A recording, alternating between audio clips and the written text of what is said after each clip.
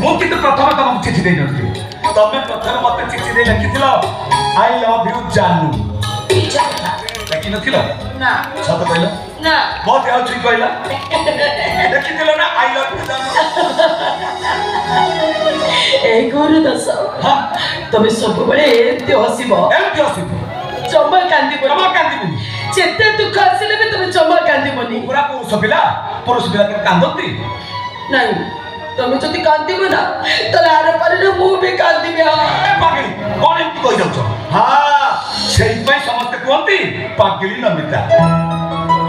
ହସୁଥିବ ତ ହସୁଥିବ, ପୁଣି ହସୁ ହସୁ ରାଗିଯିବ ଆଉ କହିବ ଆଉ କଣ ନା।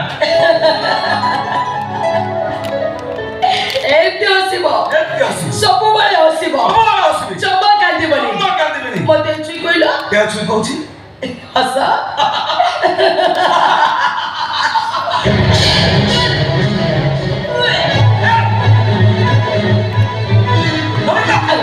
ସେରକ ପୁରିଲା, ମାନଙ୍କ ପୁରିଲା, ଓଠରେ ପୁତା,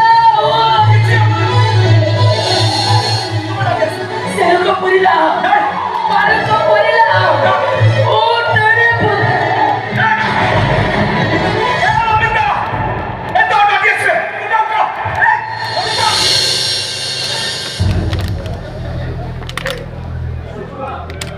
ଉଠ ଉଠ, ହାତ ଡାକି ଆସିବେ। ଆମେରିକା ନେଇଯିବେ, ଲଣ୍ଡନ ନେଇଯିବେ, ଯେତେ ଟଙ୍କା ଖର୍ଚ୍ଚ ହବ ତମକୁ ଭଲ କରିବେ, କିଛି ହବନି। ଆରେ ଉଠ।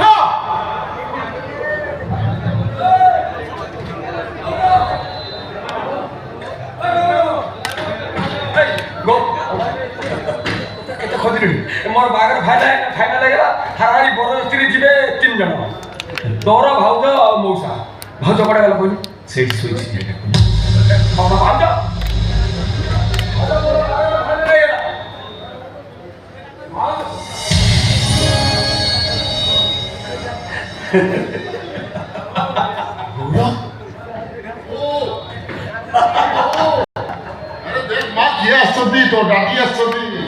गौरव मु डॉक्टर पट्टनायक सहित कथा सारी आज अमेरिका अपर हस्पिटाल को जन भल डॉक्टर आसुँच आम नमिता को थाकरी पाखे देखा तुम गोटे काम कर जाओ नमिता कह जल्दी जल्दी बाहर पड़ो। अरे हसुच कौन एमती अवस्था जाओ नमिता को जल्दी जल्दी बाहर पड़ू। तमें कौन कौन नमिता कहला ए गौरव दास जीवन तुम अनेक कांदिल मु मरीगले जम्मा कांदन खाली हसी।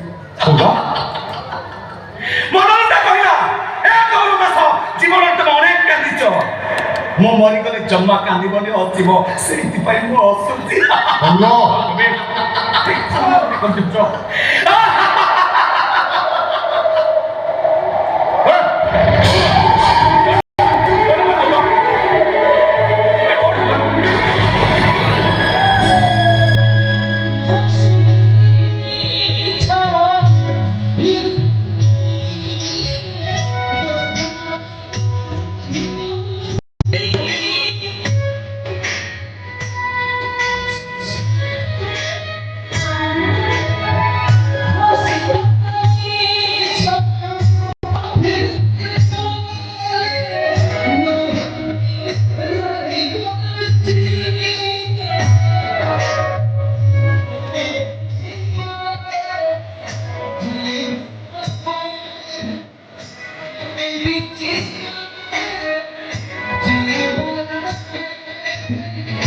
Amen.